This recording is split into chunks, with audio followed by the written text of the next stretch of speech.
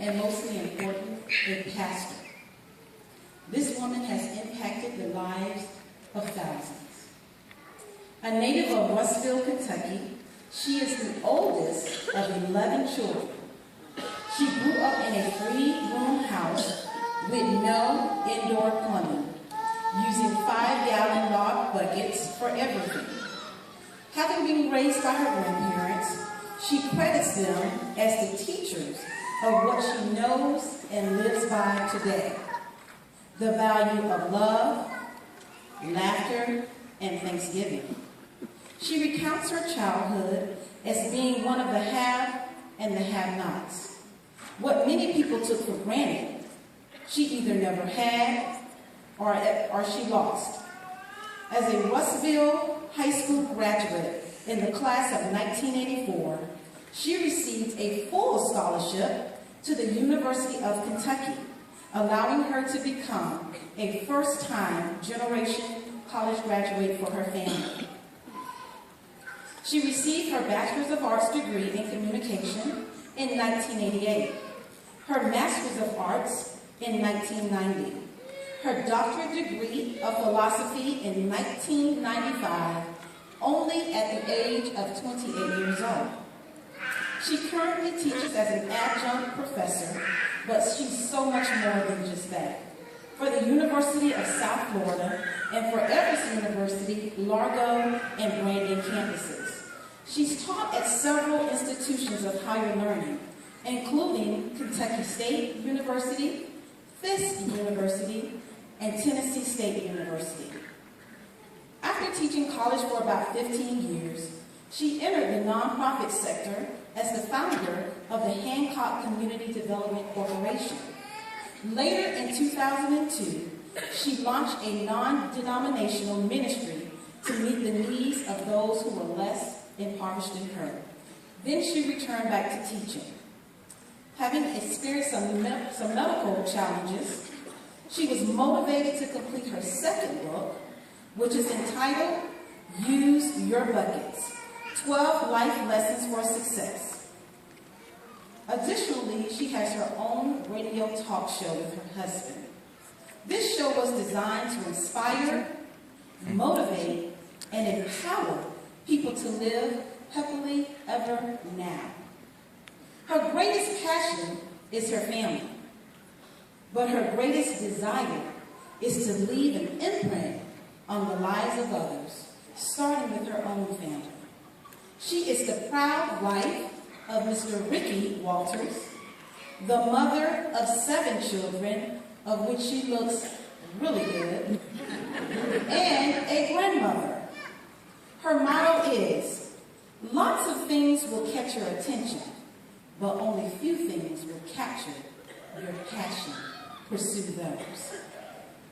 Affectionately known as Dr. V, ladies and gentlemen, I present to some and introduce to others Dr. Veronica Glass Walters.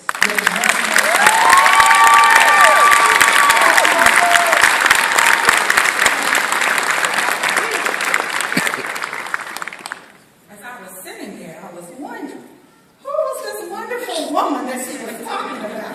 Could not have been me. Graduates, President Simon, Dean Thompson, faculty, family, and friends. I count it a tremendous honor to have the privilege of standing before you today to present this commencement address. Now, I have a couple of caveats that I have to throw out there. First of all, if you were expecting a dry, formal speech today, where I used all the big words I've learned in my matriculation through the educational system, you're in the wrong place, okay? Second of all, I believe in participation. So you know I come from the black church, and in the black church we get some amen. So if you feel the urge, please feel free to do just that. You all, as I thought about what I would say to the graduates, I thought about the degrees that I've gotten, the things that I've gone through in my life.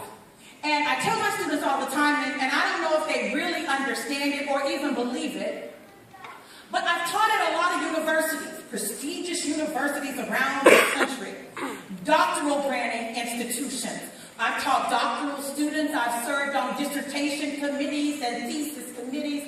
I've worked with undergraduates who've gone on to do great things. And I have to tell you that of all the institutions at which I have had the honor of teaching, Everest University is my absolute, by far, heads above the rest, favorite.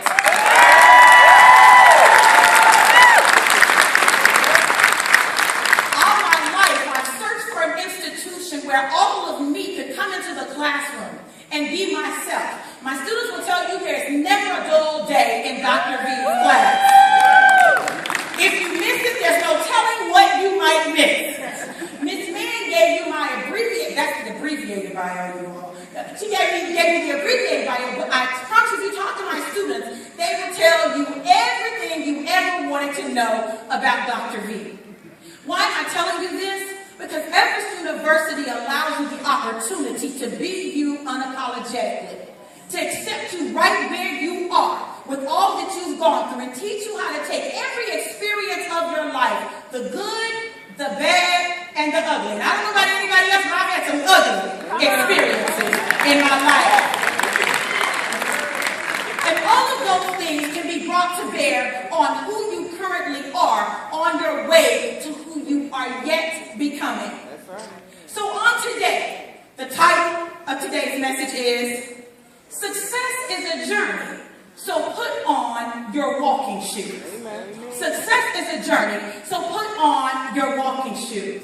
I believe in just divine intervention and divine appointment. And I am very much into fashion. Now, I can't keep up with Miss Michelle Mann, you know, but I try my best for a mother of 7, you know what I'm saying? I try. I'm not quite there yet, but I try. And one of the things that I always love about Miss Mann is Miss Mann will have on some of the baddest shoes you have ever seen.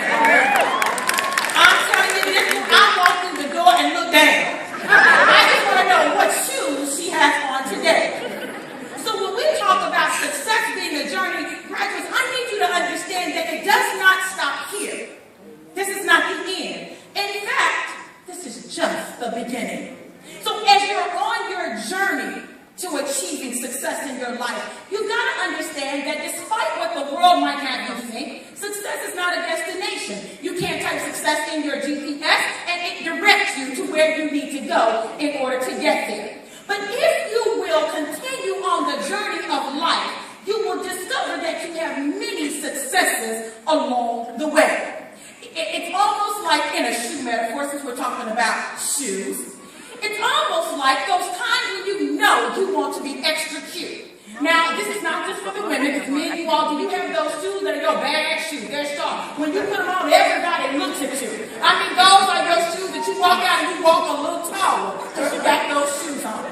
But they hurt your feet, they can't, you can't wait to get home to take them off. So, for us as women, now you all, I'm a preacher and a teacher, so I walk. So for us as women, we have shoes like that too. In fact, today I have decided, you know, I got on a bad leopard print dress. I was going to get these bad shoes. Girl, they got the leopard print on the bottom of them. I said, ooh, these will be some bad shoes. I don't even normally do shoes this time. These will be some bad shoes. I put them on and I stood up in them proudly. I was looking good in them, mama. Everybody know about that? You put them shoes on, you looking good in them. I was looking good in the shoes. I stood up. I said, oh yeah, I can do this. I took 3 steps and I said, these are not the shoes for today. Why? Because see, these are shoes that you put on only for a moment when you're just going to have to stand up and look cute and then sit right down. That's what these shoes are for. But they're cute, right? See, some of us in our lives, we're at a point in our journey where we've got these kind of shoes on, ladies. Men, you got the ones on that pinch your feet. The best looking ones, but the most uncomfortable ones. And while you're standing there in those shoes, you're not, you can't move. You just stand there for just a minute, You gotta stand. Where you're going, you can't afford to be sitting down. You can't afford to simply stand still. You've got to be able to move. I said, you know what? As cute as they are, I don't have time to be on the stage looking cute with my ankle twisted or falling out. I would say I have fallen and I cannot get up. They will have to call the paramedics. I will lay there. I'll push the little button. Y'all know the little buzzer that they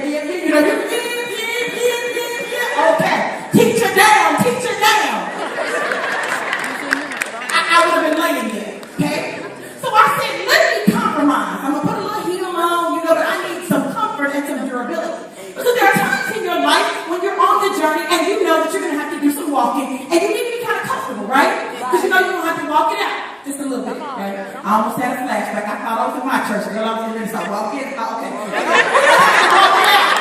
You might have to walk it out. If you want a shoe on, it's going to be a little fashion, cute, but you can walk in for an extended period of time, right? And that's how it is in life. See, you can put these on when you just need to look cute for a minute. But when you got to walk for an extended period of time, you want a shoe that has some comfort and some durability. You all are just starting on your journey. Baby, put these shoes up. Put them up. Take them out every now and then, put them on, look good, take pictures, sit down, and change shoes, okay? Because you just started your journey, and while you may have been able to stand still at previous points in your life, you're now at a point where you've got to be able to walk and endure. See, you've done the impossible, at least what some people said was impossible.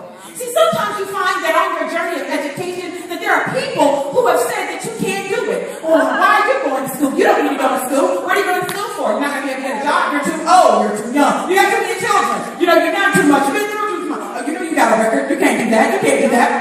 They can tell you all the reasons why you should not get an education, why you can't be successful. And you have endured and persevered and continued your education to this appointed time.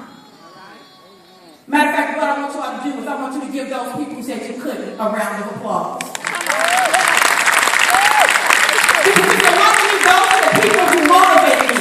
They're the gasoline in my tank. They keep me moving. I can't. That's all you got to tell me. I can't. My husband will tell you if he says, you can't, it's done. It's already done. He said, I can't. Now I told him that he's going to go home. He said, you can't clean up the house watching. It won't work, sir. It won't work.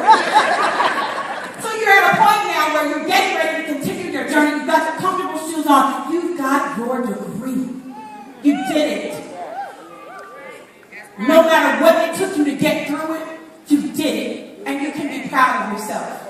But guess what? The journey's just started. Because though you come out of the shoes that look like this and are cute for just a minute and you can stand up and take a picture and then sit back down, and you put on the comfortable shoes that will allow you to walk a distance, and you've been able to do that to get you to this point, baby, your journey's just started. You see, these shoes I can only be in for so long.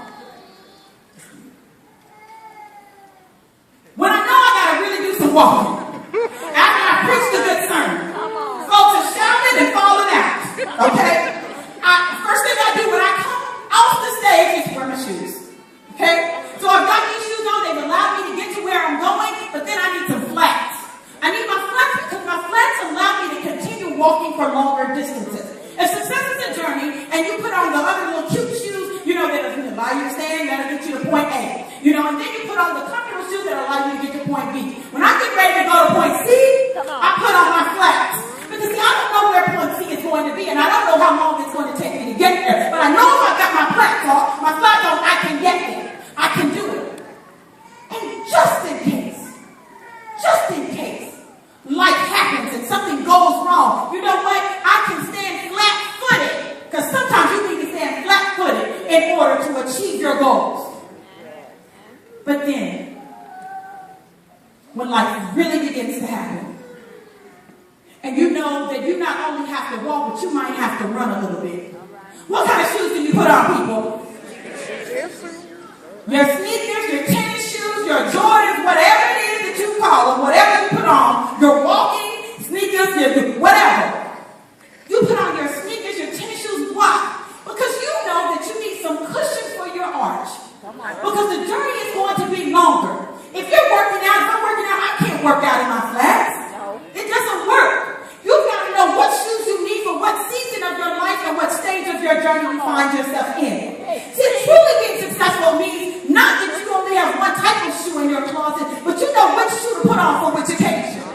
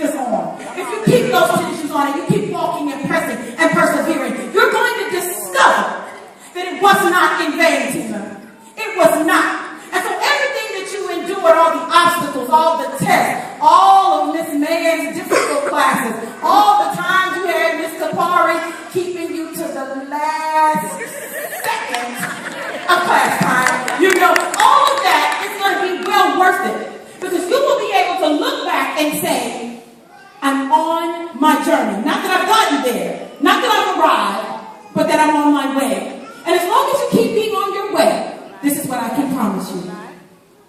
Okay. Come on, son, you're moving a little slow. Just come with the shoe. Y'all give my son a round of applause.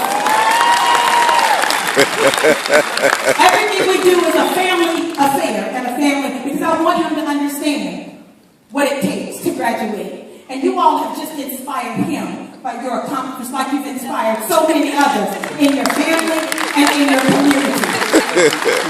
The baby had to come home. I know, baby. I know. He's been on a fashion show. He's all right, Mom. He's all right. He's all right. Y'all don't let him escape.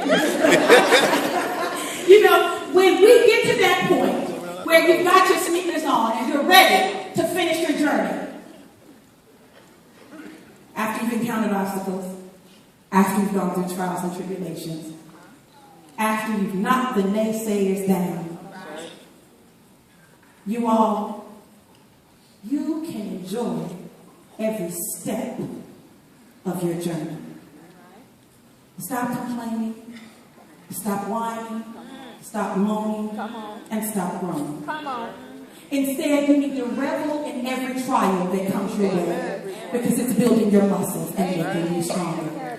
And one thing that I've learned in all my years of living, all my pregnancies and having babies, and even all my marriages, because I've had several, y'all don't tell nobody, it's a secret.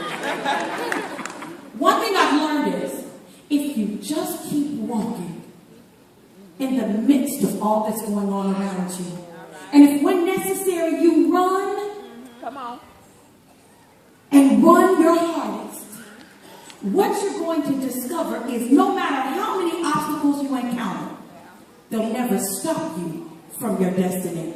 I told my students the other day, your destiny is greater than your circumstances. Amen. And these students right here are living proof that your destiny is greater than your circumstances. And true success is not a destination, it is a journey. And on that journey, if you will enjoy the process along the way, believe me, you're going to encounter some people that you inspire and some people who inspire you. So today I encourage not only you graduates, but everyone under the sound of my voice. That's a preacher term, y'all know that. Everyone under the sound of my voice to put on your walking shoes. Because just like these people have been achieving success and are on their journey, you too are on a journey. And where you go on that journey, it's up to you. But I don't care how young or how mature, as long as you got breath in your body and you have life in you and life to live, you still have successes to achieve. Achieve your successes. Count your problems a blessing and keep walking, because somebody's watching you and they need you to guide them in how they can go. Thank you.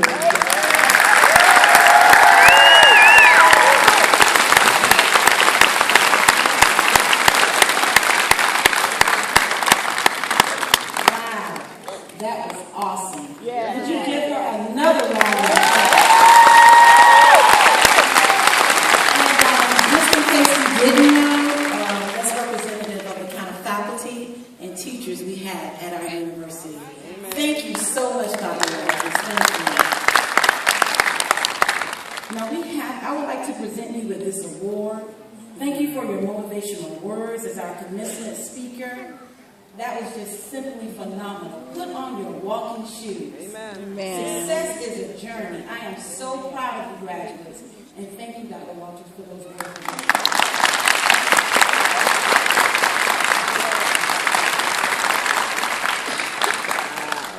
Now I'm going to invite Ms. Kapari to put on her walking shoes and come and introduce our student speaker.